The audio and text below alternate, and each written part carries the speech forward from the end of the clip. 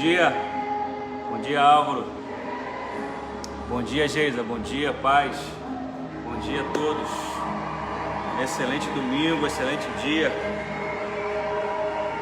bom dia, nos ajude compartilhando aí, compartilhe o link, compartilhe esse link aí da Escola Bíblica Dominical, para que mais pessoas possam ser alcançadas pela palavra, amém? Vamos compartilhar, bom dia Ruth, bom dia.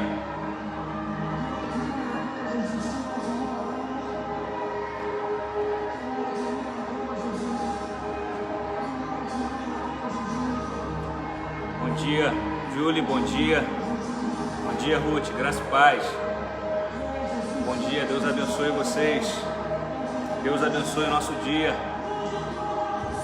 maravilhoso, dia de sol,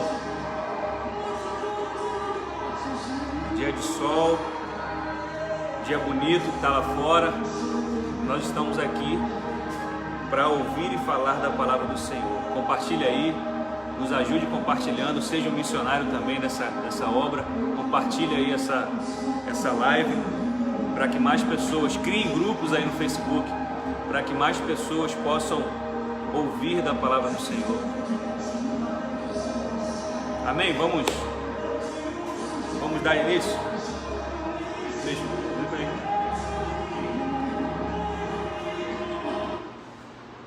Vamos dar início à nossa escola bíblica? Vamos orar, né? Tudo que a gente faz é com oração. Então vamos orar para dar início a essa escola bíblica dominical. Pai, nós te louvamos, Senhor, por essa manhã de vida, essa manhã de paz, essa manhã, ó Deus, em que o sol, Senhor, mais uma vez brilhou sobre a nossa vida. E o sol da tua justiça, Pai, tem brilhado também sobre a nossa vida.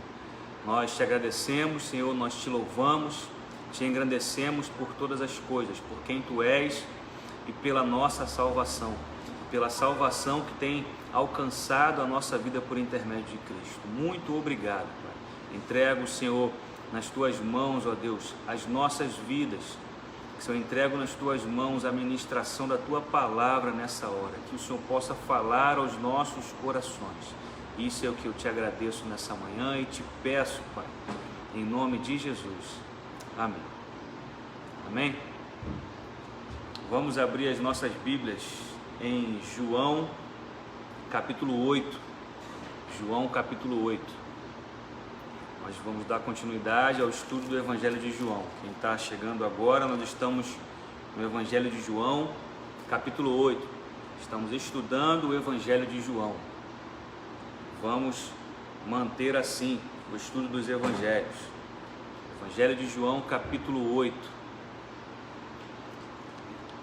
Rosilane, bom dia, Rose, paz. A letra está pequenininha para mim, tá? Não estou enxergando muito bem, não. Se eu não conseguir falar com os irmãos aí, me perdoe. Estou fazendo um esforçozinho aqui visual para poder enxergar. Então, o Evangelho de João, capítulo 8. Nós, semana passada, tratamos no capítulo 7, em que Jesus foi ao templo, na festa do tabernáculo, e começou a ensinar no templo. E após ele ensinar no templo, ele foi perseguido. Não prenderam ele porque ainda não era o momento, não era a hora de prendê-lo. Bom dia, Mary, paz. Ainda não era o momento. E alguns creram nele. E os sacerdotes mandaram, os fariseus mandaram prendê-lo, mas os guardas que foram prendê-lo voltaram e não puderam prendê-lo. E cada um, e Nicodemos nessa história também entrou em defesa de Jesus, né, dizendo para eles lá no versículo 50, capítulo 7, versículo 50, que a lei não condenava um homem sem primeiro ouvi-lo. E eles tiveram uma discussão ali e cada um foi para sua casa. E entrando no capítulo 8, eles foram para sua casa e Jesus, naquele momento, no 8º dia da festa, como nós havíamos falado na semana passada, Jesus foi para o Monte das Oliveiras. O Monte das Oliveiras era o lugar onde Jesus sempre iria para orar, para estar em comunhão, em intimidade com o Pai. Então era um lugar de intimidade e de comunhão, era um lugar onde Jesus separava-se das pessoas para estar em comunhão, em intimidade com Deus. Então todos vão para sua casa e Jesus segue para o monte. E logo pela manhã, bem cedo, no 9º dia, né? Como eu falei, a festa do tabernáculo, ela era a festa da colheita, do final da colheita, comemorava-se o final da colheita, e no final da colheita Deus instituiu uma festa de 8 dias, e durante os 8 dias eles festejavam aquela colheita, a bênção que Deus havia dado para eles, né? E no 8º dia era o dia de descanso, era o 8º dia de descanso, era um Shabá. E eles foram para suas casas. Jesus retorna no dia seguinte pela manhã cedo, no versículo 2 do capítulo 8, diz assim: pela manhã cedo voltou para o templo, e todo o povo vinha ter com ele, e assentando-se os ensinava. Então Jesus volta mais uma vez para o templo para ensinar no templo. Então essa atitude de Jesus de sentar-se no templo para ensinar causava indignação nos fariseus. Causava indignação nos fariseus. Por quê? Porque na tradição antiga,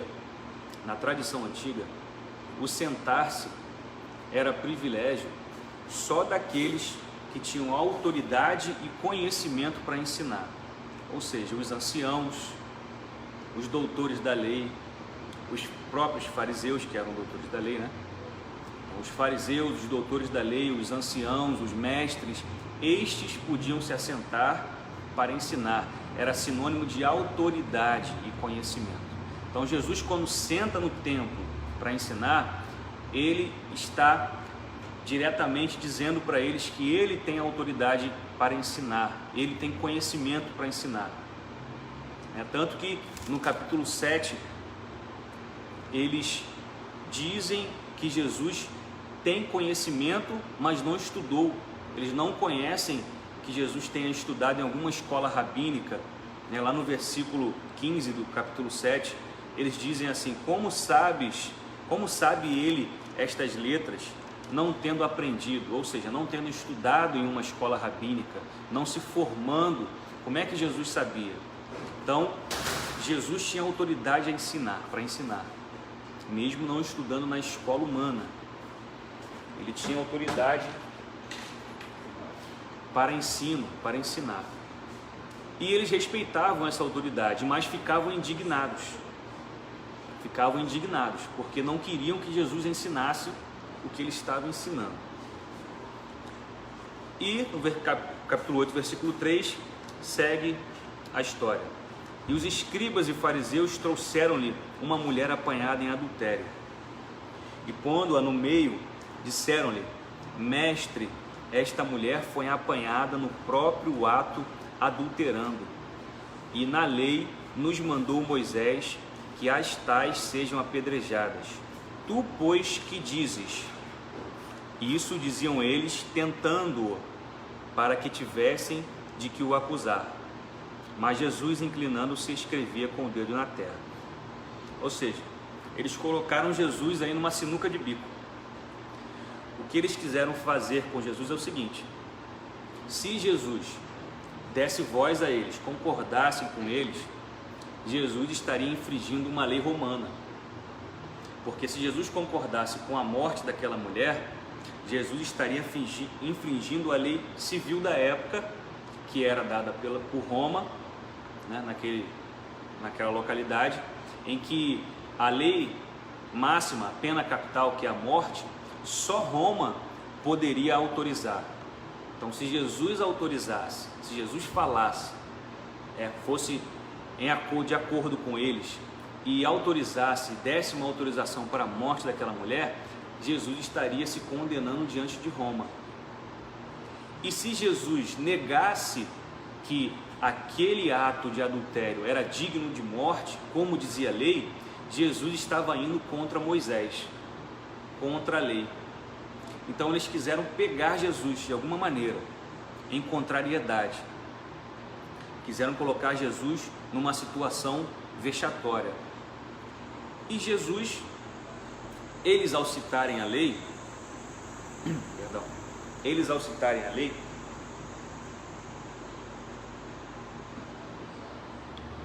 eles omitem uma parte da lei. Eles são tendenciosos, ou seja, eles citam a lei que está em Levítico 20, Levítico capítulo 20, versículo 10. Vamos ler lá, a gente entender melhor. Eles citam a lei que está em Levítico 20, capítulo 20, versículo 10. Levítico 20, 10.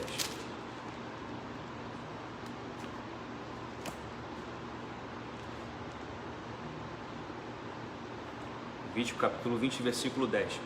Também o homem que adulterar com a mulher do outro, havendo adulterado com a mulher do seu próximo, certamente morrerá o adúltero e a adúltera. Ou seja, eles trouxeram a verdade da lei, mas de forma parcial. Trouxeram só a mulher. Eles não trouxeram o homem.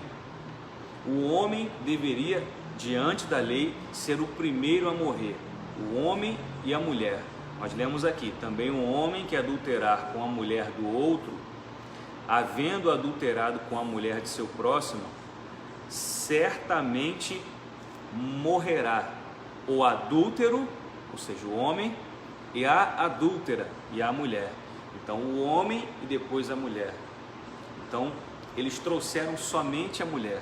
Eles foram parciais. Eles invalidaram por si só a lei que eles diziam estar trazendo até Jesus. Então Jesus os ignora. Lá no versículo 6, Jesus se inclina e começa a escrever com o dedo na terra. Ele ignora eles, porque o que eles estão fazendo é tentando pegar Jesus de alguma maneira, em algum ponto, para julgá-lo. Só que da maneira que eles estão fazendo, trazendo somente a mulher, eles estão invalidando também a lei. Eles estão invalidando a lei. E contrariar a lei para eles, e invalidar a lei, contrariando a lei para eles, era um ato também de adultério diante de Deus. Então era um ato até pior do que o daquela mulher, porque eles conheciam a lei e estavam adulterando a lei, e traziam a lei parcialmente, e Jesus os ignora, e começa a escrever com o dedo na terra. E ao escrever com o dedo na terra, Jesus provavelmente pode ser que ele esteja fazendo eles se remeterem ao profeta Jeremias. Quando ele começa a escrever na terra com o dedo, provavelmente ele começa a fazer com que eles se remetam ao profeta Jeremias, que eles tinham conhecimento. O profeta Jeremias, no capítulo 17, versículo 3, nós vamos ler lá. Então Jesus tenta trazer uma reflexão para eles. Nessa atitude de ignorá-los e começar a escrever no chão com o seu dedo, ele traz para eles a memória, o profeta Jeremias, para que eles possam refletir na ação deles, no que eles estão fazendo. Então vamos lá, Jeremias capítulo 17, versículo 13.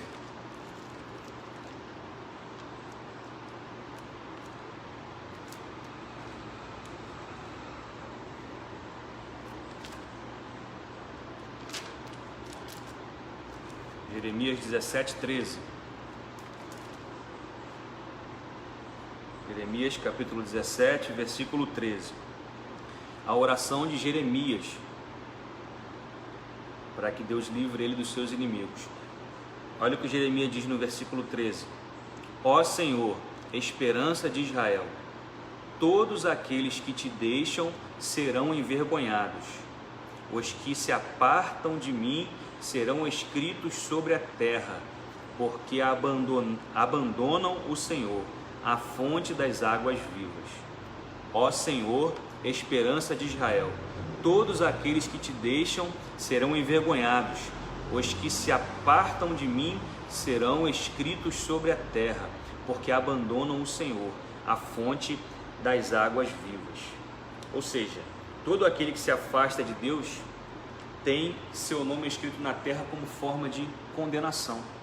Ou seja, ele será passageiro, ele não durará para sempre, ele não terá a vida eterna, porque ele é contra o Senhor, ele é contra a lei, ele é contra a autoridade da lei, da palavra. E eles estavam indo contra a autoridade da lei. Também estavam indo contra nessa atitude de levar a mulher até ele e parcialmente não cumprir a lei, não levar o homem. E além disso, não exercer a misericórdia. Não exercer a misericórdia. O intuito do julgamento da lei era misericórdia. Era que eles entendessem que o pecado traria morte, mas que eles entendessem também que dentro dos pecadores, eles também eram pecadores. Eles deveriam exercer misericórdia para com o próximo. Misericórdia quero e não sacrifício. O que o Senhor deseja é misericórdia. Então, Jesus começa a escrever na areia e fazer eles refletirem sobre esse ato deles. E mesmo assim eles insistem, perguntando no versículo 7 a Jesus. E com insistência, perguntando-lhe, endireitou-se e disse-lhes. Então, eles insistiram e Jesus levantou e disse para eles: aquele que dentre vós está sem pecado, seja o primeiro que atire pedra contra ela. Então,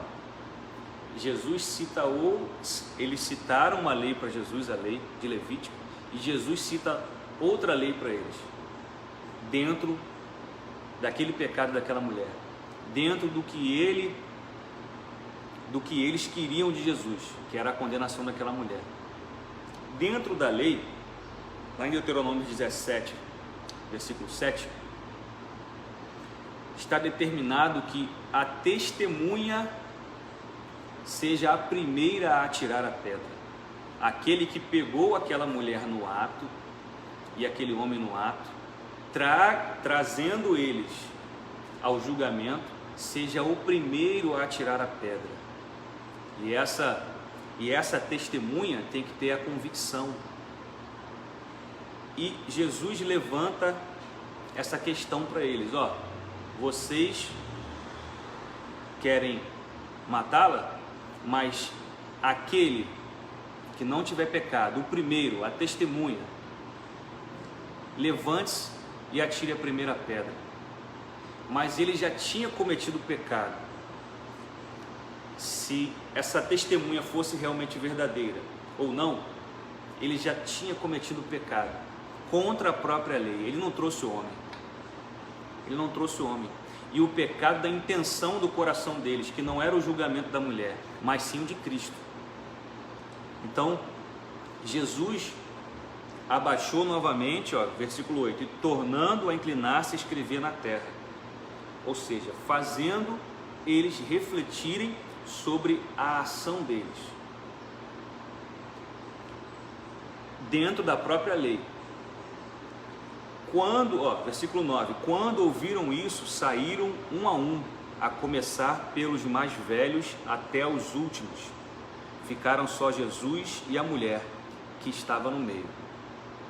Ou seja, eles sabiam que eles estavam errados. Então, Jesus, com aquela atitude, não responde para eles que sim, nem que não.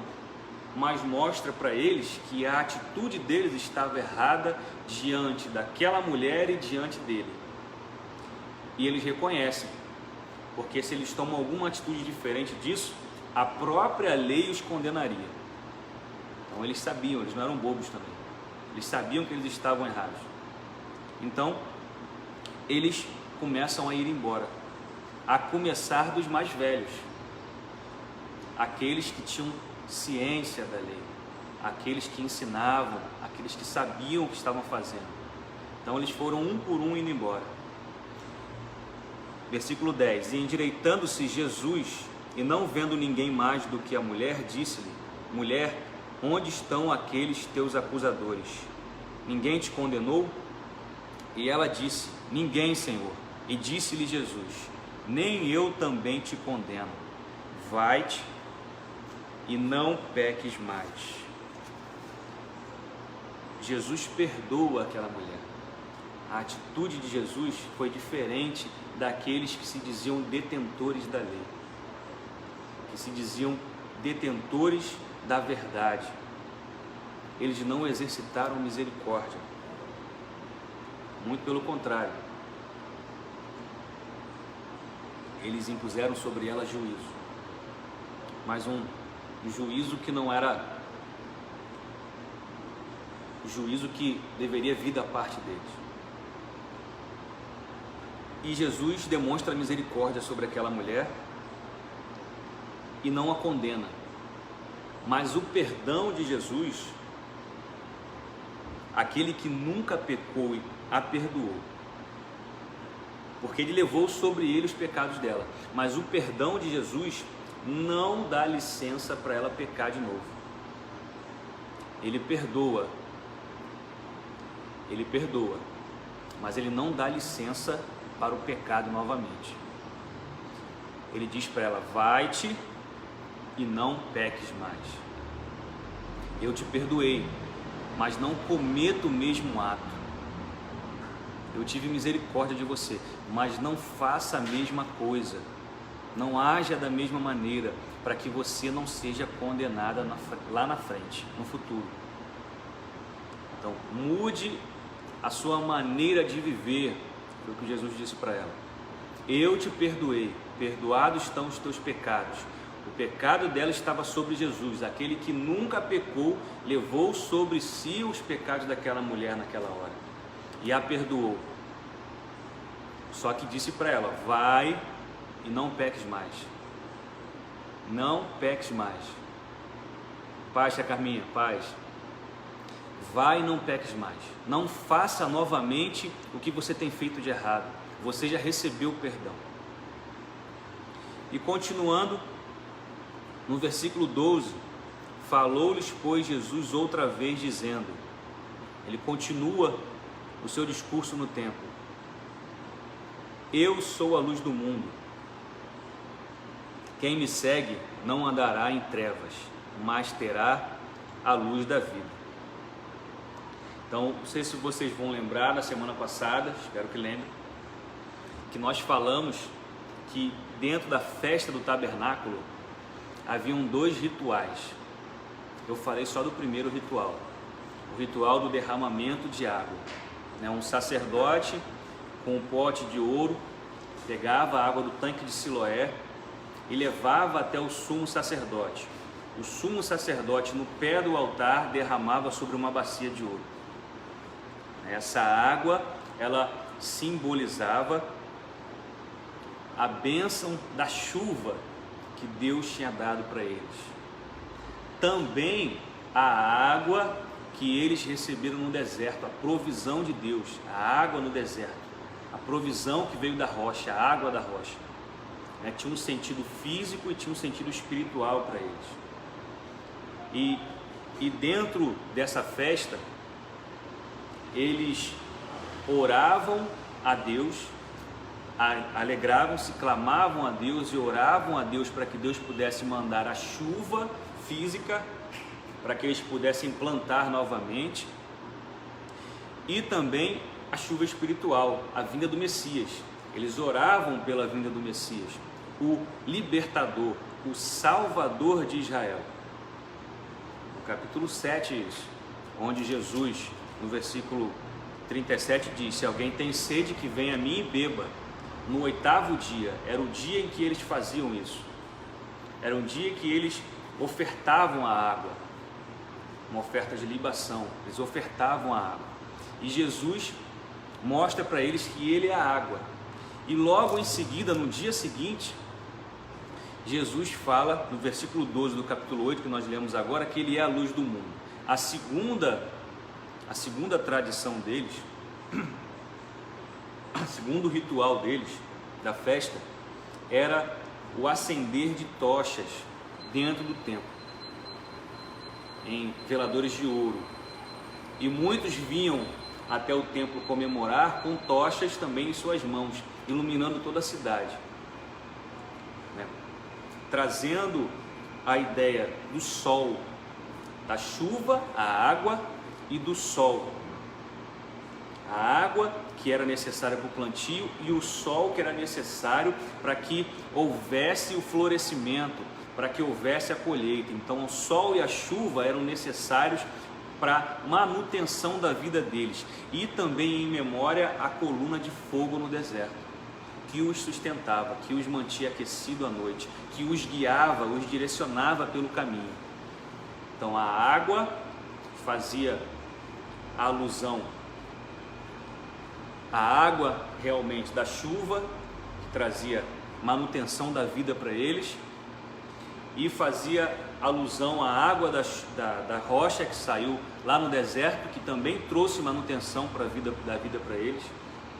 O sol, que era representado por essas tochas que eram acesas no templo, e essas tochas que representavam também a coluna de fogo, que era a provisão de Deus sobre a vida deles, o direcionamento de Deus sobre a vida deles. E Jesus diz para eles aqui: eu sou a luz do mundo, ou seja, eu sou essa luz. No final da festa, Jesus diz: eu sou essa luz, eu sou a luz do mundo, eu é que trago provisão para vocês, água, eu é que trago sustento, eu é que cubro vocês com a minha proteção, eu é que direciono vocês, eu é que trago direção para a vida do homem. Jesus está dizendo isso para eles: eu trago provisão, e eu trago direção, e eu trago abrigo. Jesus no capítulo 6 diz que é o pão, fazendo referência ao maná que caiu do céu. Ele é o pão vivo que desceu do céu, ele é a água, ele é o sol, ele é a luz. Então ele é toda a fonte de vida, ele é toda a fonte de vida. Ele é a fonte de vida, ele é o que guarda, ele é o que guia, o que direciona. É isso que Jesus está dizendo para eles. Em uma sequência, Jesus mostra para eles quem ele é de verdade. Em uma sequência, Jesus traz para eles a ideia do Antigo Testamento, da peregrinação na saída do Egito, dos 40 anos, de que ele é que estava sustentando o povo,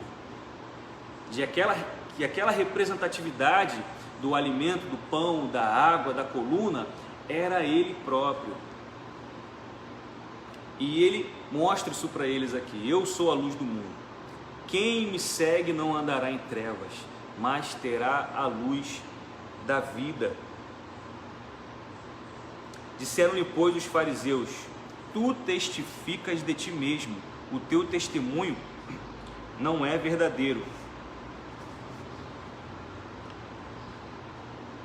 Respondeu Jesus e disse-lhes: ainda que eu testifico de mim mesmo, o meu testemunho é verdadeiro, porque sei de onde vim e para onde vou, mas vós não sabeis de onde vim nem para onde vou. Vós julgais segundo a carne, eu a ninguém julgo. Ou seja, eles tinham insensibilidade espiritual, eles julgavam pela vista. Lembra que na semana passada eu falei sobre o julgamento segundo a reta justiça, no capítulo 7, segundo a palavra de Deus, e eu dei um exemplo de adultério também. A palavra de Deus diz que adulterar é pecado, e que esse pecado te leva ao inferno. Então quem te julga é a palavra, mas ao mesmo tempo que ela está te julgando, ela oferece misericórdia. Foi o que Jesus fez com aquela mulher. Ele ofereceu misericórdia para ela. A palavra te julga no sentido do pecado. Pecar vai te levar à morte espiritual, o afastamento de você de Deus. Mas em contrapartida, você tem o Messias, o Salvador, aquele que levou sobre si os seus pecados. Se você depositar nele a sua fé, os seus pecados serão perdoados. Aquele pecado que gerou morte em você foi levado lá na cruz. Jesus morreu em seu lugar. Foi transferida a morte da minha e da sua vida para Jesus. E foi paga lá na cruz. A morte foi paga lá na cruz. O preço do pecado, que era a morte, foi paga na cruz por Jesus. Então, eles julgavam segundo a carne. Eles eram injustos, insensíveis espirituais. Insensíveis espirituais. Apesar da palavra dizer que é pecado, também há misericórdia para o pecador. Então eles eram insensíveis. No versículo 16, Jesus continua: e se na verdade julgo, o meu juízo é verdadeiro, porque não sou eu só, mas eu e o Pai que me enviou. E na vossa lei está também escrito que o testemunho de 2 homens é verdadeiro. Eu sou o que testifico de mim mesmo, e de mim testifica também o Pai que me enviou. Como que o Pai testifica de Jesus que enviou? Jesus está dizendo aqui do ato da crucificação, que o Pai iria testificar que Ele era o Filho, que Ele era o Messias, o enviado, que levaria o pecado de todo aquele que nele cresce. Então a testificação do Pai era a cruz do Calvário. O Pai testificava de que Jesus era o Filho, porque Ele absorveu os nossos pecados na cruz do Calvário. Ele se fez maldição por nós. Ele foi cravado na cruz por nós. Essa é a testificação de que Ele é o Filho.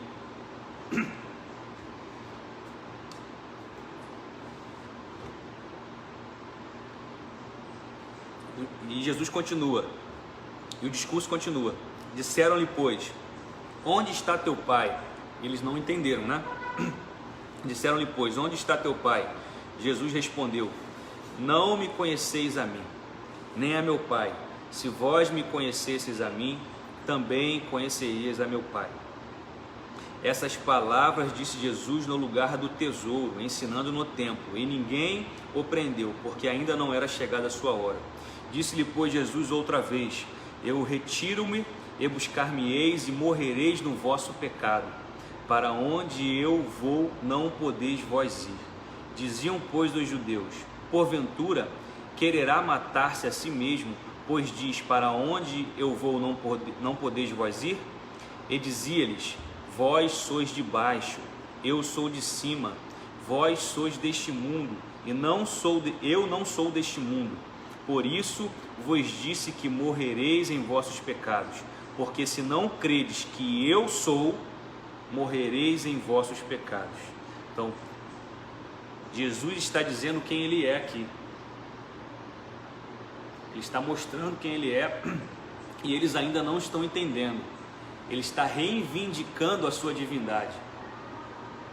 Ele está reivindicando o senhorio dele. Ele está reivindicando de que Ele é Deus, Ele e o Pai são um.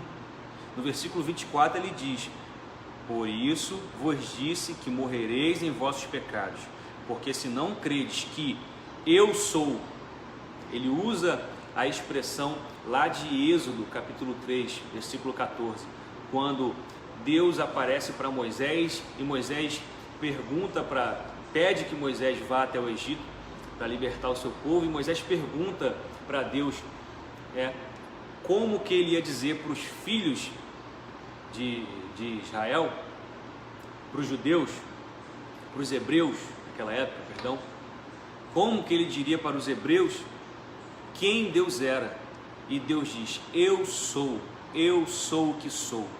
Então Jesus está reivindicando a sua divindade, que ele também é Deus, ele é um com o Pai. Só que eles aqui ainda não compreenderam. Ó, versículo 25: disseram-lhe, pois, quem és tu? Jesus lhes disse: isso mesmo que já desde o princípio vos disse, ou seja, eu sou Deus. Muito tenho que dizer e julgar de vós, mas aquele que me enviou é verdadeiro, e o que dele tenho ouvido, isso falo ao mundo.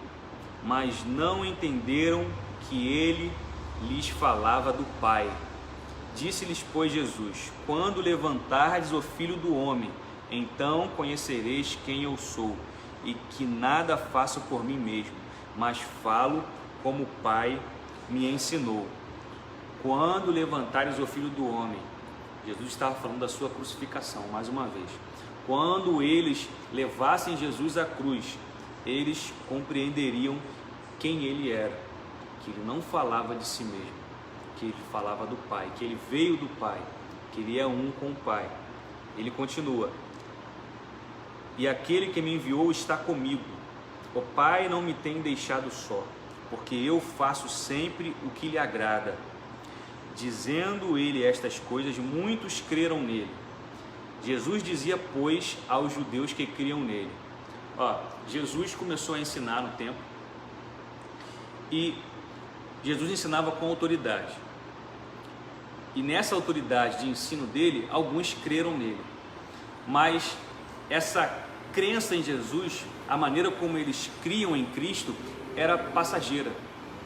Vocês vão ver aqui dentro do texto, que aqui no versículo 30, muitos creram nele. E sobre aqueles que creram nele, Jesus traz uma palavra para eles. No versículo 31, Jesus dizia, pois aos judeus que criam nele: se vós permanecerdes na minha palavra, verdadeiramente sereis meus discípulos, e conhecereis a verdade, e a verdade vos libertará. Se vós permanecerdes na minha palavra, ou seja, em submissão, em obediência à palavra de Deus, à palavra de Cristo, haverá um conhecimento progressivo de Deus. Então, se vós permanecerdes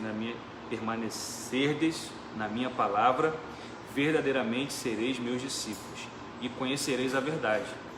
Então, se eu permaneço na palavra, se eles permanecessem, se nós permanecemos na palavra de Deus, na palavra de Cristo, nós podemos ser verdadeiros discípulos dele, porque conheceremos a verdade.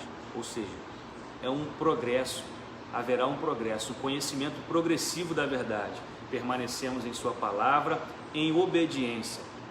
Permanecer na palavra é estar em obediência, é ser submisso à palavra de Deus.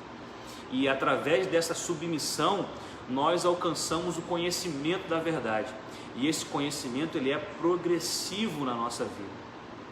É no dia a dia, é no cotidiano. Quanto mais eu permaneço na palavra, eu busco, eu conheço. Quanto mais eu busco, mais eu conheço. Mais esse conhecimento vai sendo aprofundado na minha vida. E daí eu sou discípulo de Jesus. Daí eu posso ser chamado discípulo de Jesus. E essa verdade e esse conhecimento é que vai me libertar. Me libertar do quê?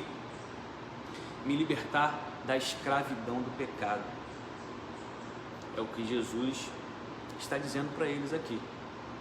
Esse conhecimento de Deus, esse conhecimento da palavra, essa permanência na palavra, esse conhecimento progressivo da palavra, da verdade, vai me libertar do quê? Da escravidão do pecado. Vai trazer essa libertação da escravidão do pecado. E Jesus continua. E através dessa libertação do pecado, há uma recompensa. Vamos falar aqui agora. Jesus continua. E eles respondem primeiramente a Jesus. Responderam-lhe, somos descendência de Abraão e nunca servimos a ninguém. Como dizes tu, sereis livres? Ou seja, eles creram no versículo 30, eles creram em Jesus. Quando Jesus diz para eles que eles serão livres, traz um ensinamento novo para eles, dizendo que eles serão livres se permanecerem na palavra dele. Eles deixam de crer. A fé deles é volátil. A fé deles não tem firmeza. A fé deles é volátil. Tá aqui, daqui a pouco não existe mais. É uma fé volátil.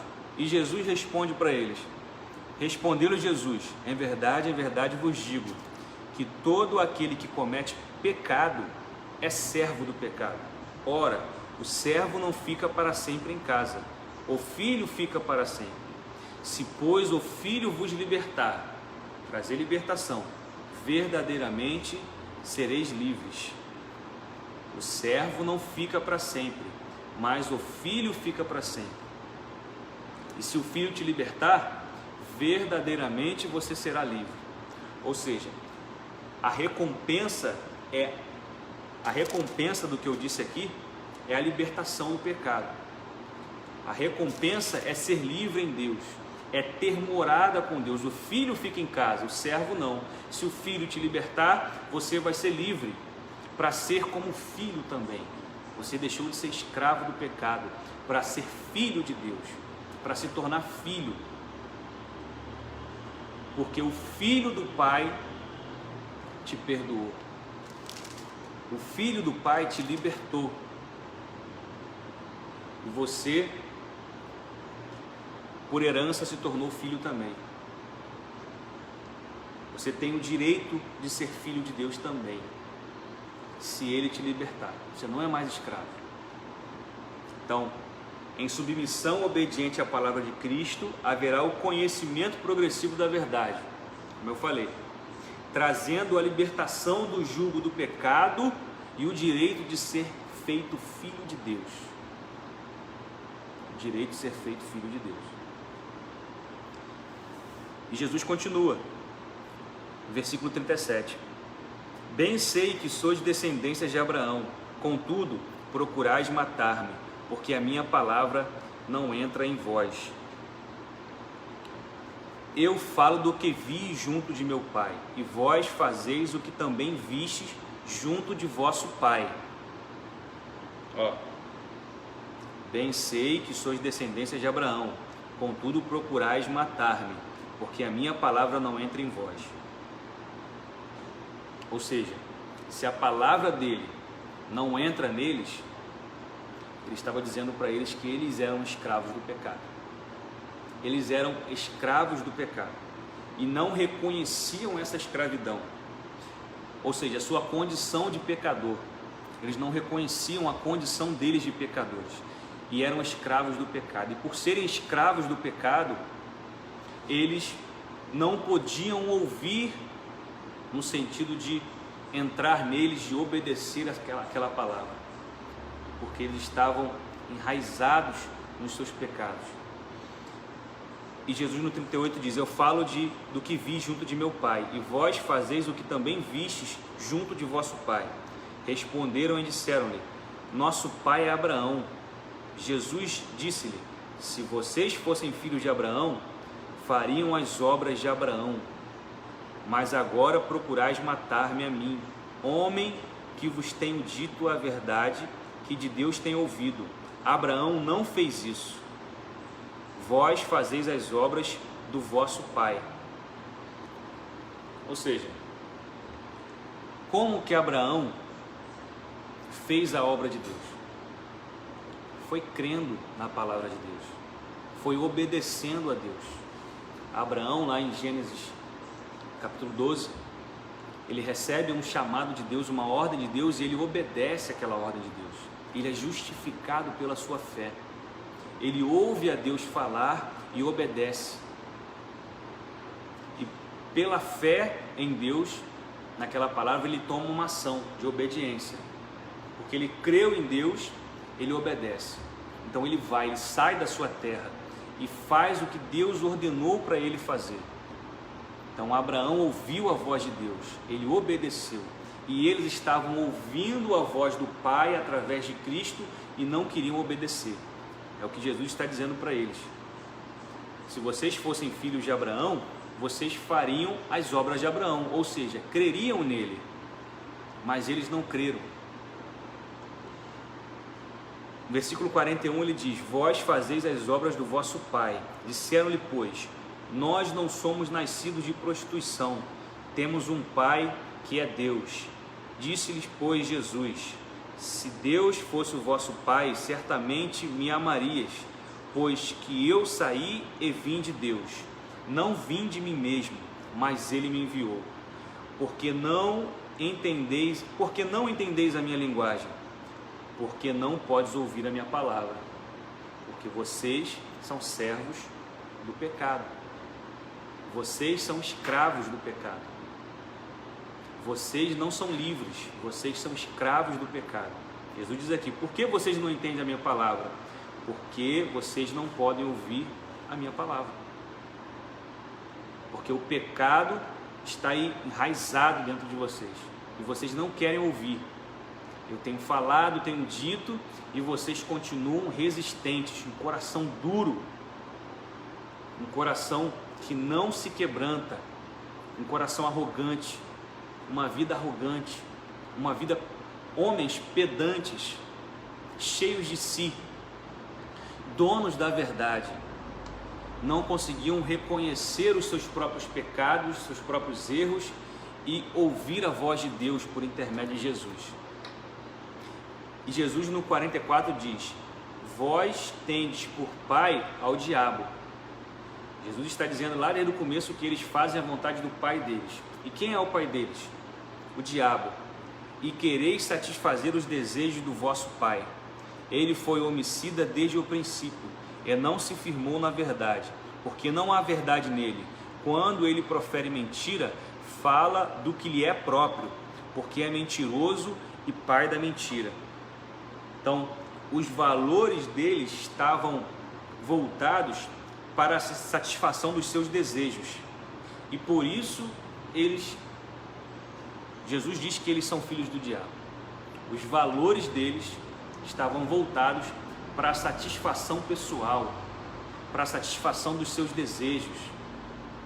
Eles mentiam, eram homicidas, eram assassinos, eram mentirosos, eram adúlteros, eram pecadores, porque queriam se voltar única e exclusivamente para os seus próprios desejos, para as suas próprias vontades. Por isso que a palavra de Deus não entrava neles. Por isso que a palavra de Deus por intermédio de Cristo não entrava neles, porque eles estavam olhando para os seus desejos, para as suas vontades, para aquilo que eles queriam fazer, não que o Pai queria que eles fizessem. Então Jesus continua. 45. Mas porque vos digo a verdade, não me credes. Quem dentre vós me convence de pecado? Ou seja, quem é que pode me acusar? Quem é que pode acusar Jesus de algum pecado? E se vos digo a verdade, por que não creem? Eu não tenho pecado, Jesus disse. Eu não tenho pecado, vocês não podem me acusar de pecado. E eu digo a verdade, e vocês não estão crendo. Quem é de Deus, escuta as palavras de Deus. Por isso, vós não as escutais, porque não sois de Deus. Aquele que escuta a palavra de Deus, ouve, a recebe em seu coração, esse é de Deus e obedece. Lemos aqui no versículo 31 e 32. E conhecereis a verdade, e a verdade vos libertará. Se vós permanecerdes na minha palavra, verdadeiramente sereis meus discípulos. Ou seja, se você obedecer, se você permanecer na palavra de Deus, o conhecimento de Deus progressivo vai acontecer na sua vida e você vai ser livre da escravidão do pecado. E se você obedece, escuta a voz de Deus, você é filho de Deus, é feito filho de Deus. Mas aquele que não escuta, ou seja, não obedece às Escrituras, não obedece a Cristo, esse não pode ser feito filho de Deus, mas pelo contrário, é filho do diabo, que É o que Jesus está dizendo para eles. Versículo 48. Responderam, pois, os judeus e disseram-lhe: não dizemos nós bem que és samaritano e que tens demônio? Jesus respondeu: eu não tenho demônio, antes honro a meu Pai, e vós me desonrais. Eu não busco a minha glória, há quem a busque e julgue. Em verdade vos digo, que se alguém guardar a minha palavra, nunca verá a morte. Disseram-lhe, pois, os judeus: agora conhecemos que tens demônio. Morreu Abraão e os profetas, e tu dizes: se alguém guardar a minha palavra, nunca provará a morte? És tu maior do que Abraão, o nosso pai, que morreu? E também os profetas morreram. Quem te fazes tu ser? Jesus respondeu: se eu me glorifico a mim mesmo, a minha glória não é nada. Quem me glorifica é meu Pai, o qual dizeis que é vosso Deus. Então, Jesus está dizendo mais uma vez para eles aqui que Deus é o Pai dele, e que quem glorifica ele é Deus. Versículo 55. E vós não o conheceis, mas eu conheço, e se disser que não conheço, serei mentiroso como vocês. Mas conheço e guardo a sua palavra. Abraão, vosso pai, exultou por ver o meu dia, e viu e alegrou-se. Como que Abraão viu o dia do Senhor? Por meio da fé. Por meio da fé. Deus prometeu que Abraão, a geração dele seria abençoada, e que todas as famílias da terra seriam abençoadas através da vida de Abraão. Então, a maneira com que Abraão viu o dia do Senhor, viu o que iria acontecer mais à frente, foi a maneira como ele agiu. Foi a maneira dele agir, por fé. Nós veremos o dia do Senhor, o dia em que nos encontraremos com o Senhor, só para exemplificar, nós veremos o dia em que encontraremos com o Senhor por meio da fé. Eu não vejo a Deus, você não vê a Deus, ninguém viu a Deus, mas por meio da fé nós cremos e sabemos que um dia nos encontraremos com o Pai. É por meio da fé. Nós vemos não por vista, mas pela fé. Nós caminhamos pela fé. Nós cremos na promessa de Deus, de que aquele que crê em Jesus e obedece às suas palavras, que anda segundo as suas palavras, verá a Deus, terá a salvação eterna. E nós andamos nessa fé, e nós cremos assim, e nós somos justificados assim, e nós podemos ver a nossa salvação, ver o grande dia pelos olhos da fé. Foi assim que Abraão viu, pelos olhos da fé, obedecendo, crendo, obedecendo, sendo justificado pela sua fé. Versículo 57. Disseram-lhe, pois, os judeus: ainda não tens 50 anos e viste Abraão? Eles ainda não entenderam, não compreenderam o que Jesus estava dizendo. E no 58, Jesus diz: em verdade vos digo. Aí ele é bem mais enfático, que antes de Abraão existisse, eu sou. Ou seja, ele está dizendo que ele é Deus. Eles entenderam ali agora, porque ele disse que antes de Abraão existir, ele é, ele já existe. Ele está usando a mesma expressão que eu falei lá de Êxodo, capítulo 3, versículo 14. Eu sou, Yahvé. Ele está dizendo que ele é Deus. E isso, para os judeus, era um ultraje. Para os judeus isso era um ultraje. E no versículo 59, eles pegaram em pedras para atirar em Jesus. Mas Jesus se escondeu, saiu fora, e saiu fora deles. Se ocultou e saiu fora. Saiu do templo. Mas ele está o tempo inteiro dizendo que ele e o Pai são um. Eles não entendem, por causa do pecado deles, por causa da vontade deles. do egocentrismo deles, do eu em primeiro lugar. Eles eram religiosos. Abraão não viu a Cristo, mas pelos olhos da fé pôde contemplar o que viria. Abraão foi justificado pela sua fé, mas eles que se diziam filhos de Abraão não foram justificados. Não foram justificados, porque não obedeciam a palavra de Deus, não obedeciam às instruções de Deus por intermédio de Cristo ali. Já não obedeciam à lei, porque distorciam a lei, como nós vimos, e não queriam obedecer à voz do próprio Deus encarnado em homem, falando com eles. Então, para eles, que eram egocêntricos, egoístas e pensavam só em si, e não queriam enxergar com os olhos espirituais, eram insensíveis espirituais, o que Jesus disse era um absurdo, que ele era Yahvé, que ele era Deus, que ele existia antes de Abraão. Então, Jesus vem se mostrando para o seu povo. Jesus vem dizendo quem ele é, que ele é o pão, que ele é a água, que ele é a luz do mundo, que ele é o sustento de toda a vida, que desde o princípio ele é a luz. Gênesis capítulo 1, versículo 3. Haja luz e houve-se luz. Ele é a luz do universo.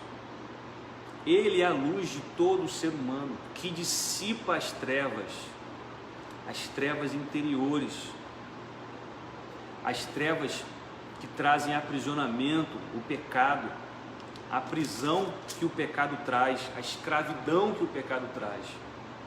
Mas se derem ouvidos à voz de Cristo, se dermos ouvidos à voz de Cristo, toda essa treva que é produzida pelo pecado, essa escravidão que é produzida pelo pecado, será transformada em libertação. Seremos livres, você será livre, eles serão livres, eles seriam livres. E todo aquele que crer em Cristo, ouvir a sua voz, obedecer aos seus estatutos, conhecer a verdade progressivamente, será liberto e alcançará o status de filho de Deus, receberá o status de filho de Deus, poderá gozar com o Pai da eternidade. E a eternidade, meus irmãos, começa aqui, agora, não é amanhã, não é no porvir. A eternidade começa agora. Começa quando nós cremos, quando nós obedecemos. Já falamos sobre isso aqui. A eternidade começa no momento em que nós cremos. Porque nesse momento em que nós cremos e damos ouvidos, é que somos libertos, que somos livres da escravidão do pecado. E ao sermos livres, somos feitos filhos de Deus. Aqui. Não vamos ser, somos feitos. Começa aqui. Começa aqui, Léo. Começa aqui, Juliana. Wellington, Valmir. Começa aqui. Então, a nossa vida eterna começa aqui. Não vai chegar não.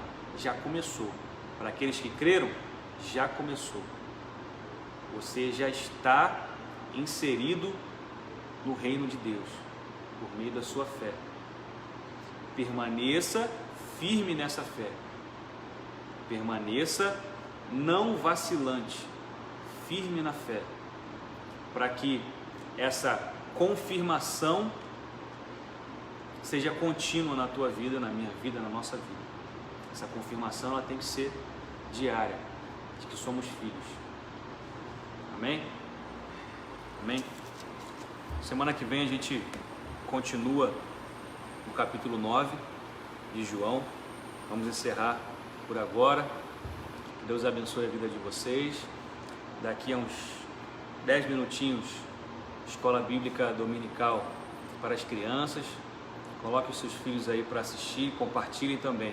Nos ajude compartilhando a palavra de Deus. Amém? Vamos orar para a gente terminar. Vamos orar para terminar. E hoje, na aula das crianças... Oi? Vem cá falar. Vem cá falar. A pastora Sara vai falar um pouquinho. Paz do Senhor para a igreja. Olha, o pastor Moisés vai terminar agora aquela live para os adultos. Coloquem as crianças aí na frente do telefone. Hoje temos uma participação muito especial. E eu quero convidar todos vocês, já vai compartilhando, já vai avisando para a criançada aí que a tia Sara está chegando com uma amiga que eu amo do fundo do meu coração, amo de paixão. Daqui a pouco ela vai estar aqui para vocês, tá bom? Fiquem na paz. Amém. Amém. Deus abençoe. Vamos orar. Pai, nós te louvamos por mais esse dia. Te louvamos, ó Deus, porque a tua palavra, Senhor, ela é viva e eficaz. Ela é mais cortante do que espada de 2 gumes, que penetra na divisão da alma e do espírito, Pai. Continua a falar conosco, continua a nos orientar, que nós, Senhor, possamos não ser resistentes, Pai, à tua palavra, mas termos, ó Deus, um coração quebrantado para ouvir a tua voz e obedecer, para alcançarmos o conhecimento do Senhor e sermos feitos teus filhos, ó Deus. Nos ajuda na nossa vida diária, Pai. Nós sabemos, Senhor, que é difícil, é complicado certas situações, certas coisas, mas o Senhor é quem nos fortalece, o Senhor é quem nos guia, o Senhor é quem nos leva, Senhor, a pastos verdejantes. Por isso, Pai, que Teu Espírito Santo venha nos conduzir a caminhos aplainados, a caminhos retos, Senhor, para que possamos, Senhor, um dia gozarmos, ó Pai, da eternidade, Senhor, e que nós possamos aqui na terra já começar a desfrutarmos, ó Pai, dessa eternidade, dessa intimidade e comunhão contigo, Senhor, a cada dia de nossas vidas. Muito obrigado por tudo, é o que te pedimos e te agradecemos em nome de Jesus. Amém. Amém? Amém? Deus abençoe. E daqui 10 minutinhos, pastora Sara, tia Sara, com uma participação especial, como ela disse, a Escola Bíblica Dominical para as crianças.